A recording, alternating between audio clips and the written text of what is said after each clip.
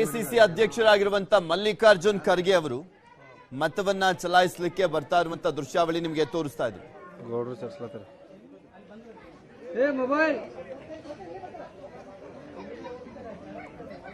ACC ಅಧ್ಯಕ್ಷರು ಮಲ್ಲಿಕಾರ್ಜುನ್ ಖರ್ಗೆ ಅವರು ಮತವನ್ನ ಚಲಾಯಿಸಲಿಕ್ಕೆ ಬರ್ತಾ ಇದ್ದಾರೆ. ಅವರ ಪತ್ನಿ ಜೊತೆ ಅವರು ಮತವನ್ನ ಚಲಾಯಿಸಲಿಕ್ಕೆ ಬರ್ತಾ ಇರುವಂತದ್ದು. ಈಗ ಆಲ್ರೆಡಿ ಪ್ರಿಯಾಂಕ್ ಖರ್ಗೆ ಅವರು ಮತ್ತೆ ಅವರ ಪತ್ನಿ ಮತವನ್ನ ಚಲಾಯಿಸಿ ಹೋದ್ರು.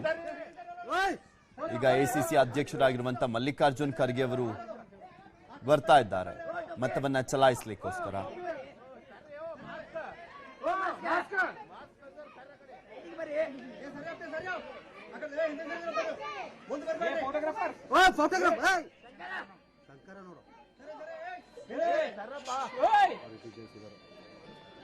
ಎರಡ್ ಸಾವಿರದ 23 ಸಾರ್ವತ್ರಿಕ ವಿಧಾನಸಭೆ ಚುನಾವಣೆಗೆ ಇಂದು ಭರ್ಜರಿ ಮತದಾನ ಪ್ರಕ್ರಿಯೆ ನಡೀತಾ ಇದೆ. ಮತದಾನವನ್ನ ಎಸಿಸಿ ಅಧ್ಯಕ್ಷರಾಗಿರುವಂತ ಮಲ್ಲಿಕಾರ್ಜುನ್ ಖರ್ಗೆ ಅವರ ಮಾಡ್ಲಿಕ್ಕೆ ಆಗಮಿಸ್ತಾ ಇರುವಂತ ದೃಶ್ಯಾವಳಿ ನಿಮಗೆ ತೋರಿಸ್ತಾ ಇದೀವಿ.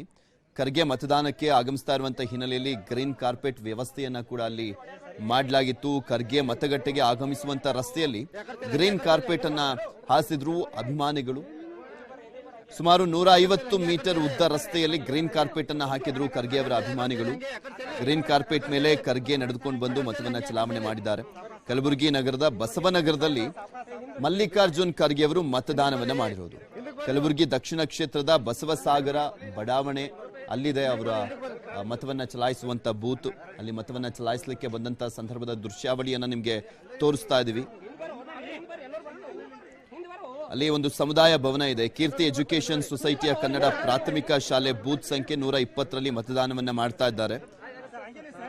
ಪತ್ನಿ ರಾಧಾಬಾಯಿ ಜೊತೆ ಆಗಮಿಸಿ ಮತದಾನವನ್ನ ಮಾಡ್ಲಿಕ್ಕೋಸ್ಕರ ಮಲ್ಲಿಕಾರ್ಜುನ್ ಖರ್ಗೆ ಅವರು ಬಂದಂತ ದೃಶ್ಯಾವಳಿಯನ್ನ ತೋರಿಸ್ತಾ ಇದೀವಿ. ನಿಮ್ಗೆ ಗಮನಿಸಬಹುದು ಅವರ ಜೊತೆ ದೊಡ್ಡ ಸಂಖ್ಯೆಯಲ್ಲಿ ಬಂದ್ರು ಕಾರ್ಯಕರ್ತರು ಕೂಡ. ಇನ್ನೊಂದು ದೃಶ್ಯಾವಳಿ ಧನಂಜಯ್ ಅವರು.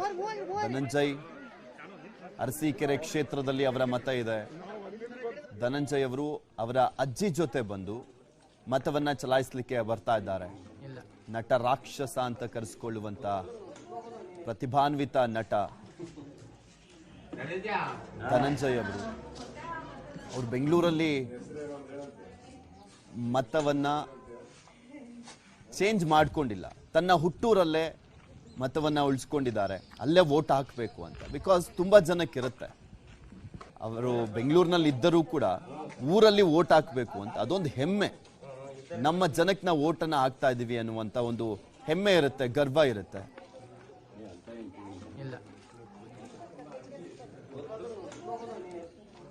ನಟ ಧನಂಜಯ್ ಅವರು ಅರಸೀಕೆರೆ ಕ್ಷೇತ್ರದ ಕಾಳೆನಹಳ್ಳಿ ಬೂತ್ ಇದೆ, ಅಲ್ಲಿ ಸರ್ಕಾರಿ ಶಾಲೆ, ಅಲ್ಲಿ ಮತವನ್ನ ಚಲಾಯಿಸಲಿಕ್ಕೆ ಅವರ ಕುಟುಂಬ ಸಮೇತರಾಗಿ ಅವರ ಅಜ್ಜಿ ಜೊತೆ ಹೋಗಿ ಮತವನ್ನ ಚಲಾಯಿಸ್ತಾ ಇರುವಂತ ದೃಶ್ಯಾವಳಿ ನಿಮ್ಗೆ ತೋರಿಸ್ತಾ ಇದೀವಿ. ಅವರ ಅಜ್ಜಿ, ತಂದೆ, ತಾಯಿ. ಅರಸೀಕೆರೆ ಕ್ಷೇತ್ರದಲ್ಲಿದೆ ಅವರ ಮತ. ಚೇಂಜ್ ಮಾಡಿಸ್ಕೊಂಡಿಲ್ಲ ಧನಂಜಯ್ ಅವರು. ಹೇಳ್ತಾ ಇದ್ರು ನಮ್ಮ ಊರೆಲ್ಲ ಹಾಕೋದು ಅಂತ ಸಂದರ್ಭದಲ್ಲಿ ಇರುವಂತ ಖುಷಿ ಇದೆಯಲ್ಲ ಮತ್ತಿನ್ನೆಲ್ಲೂ ಸಿಗಲ್ಲ ಅಂತ. ಯಾಕೆಂದ್ರೆ ಊರಿಗೆ ಹೋಗಿ ಬರಕ್ಕೂ ಕೂಡ ಒಂದು ದಿನ ಮೀಸಲಿಟ್ಟಂತಾಗತ್ತೆ. ತನ್ನ ಊರಿನ ಅಭ್ಯರ್ಥಿಗೆ ಮತವನ್ನ ಚಲಾಯಿಸಿದಂತಾಗತ್ತೆ. ತನ್ನ ಹುಟ್ಟೂರು. ಮತ್ತು ಒಂದ್ ಕಡೆ ಮಾಲಾಶ್ರೀ ಅವರು ಕೂಡ ಮತವನ್ನ ಚಲಾಯಿಸಲಿಕ್ಕೆ ಬಂದಂತ ದೃಶ್ಯಾವಳಿ ನಿಮ್ಗೆ ತೋರಿಸ್ತಾ ಇದ್ವಿ. ಆಲ್ಮೋಸ್ಟ್ ಎಲ್ಲ ನಟ ನಟಿಯರು ಕೂಡ ತಮ್ಮ ಕರ್ತವ್ಯವನ್ನ ಜವಾಬ್ದಾರಿಯನ್ನ ಮರೆತಿಲ್ಲ, ಮತವನ್ನ ಚಲಾಯಿಸಿದ್ದಾರೆ. ಯಾಕೆಂದ್ರೆ ಅವರೊಂದು ಎಕ್ಸಾಂಪಲ್ ಆಗ್ಬೇಕು, ಮಾದರಿ ಆಗ್ಬೇಕು. ಮತ ಪ್ರಮಾಣ ಜಾಸ್ತಿ ಆಗುವಂತ ನಿಟ್ಟಿನಲ್ಲಿ ಅವರ ಬಿಡುವಿಲ್ಲದ ಸಮಯದಲ್ಲೂ ಕೂಡ ಬಂದು ಇವರೇ ಮತವನ್ನ ಚಲಾಯಿಸಿದ್ದಾರೆ.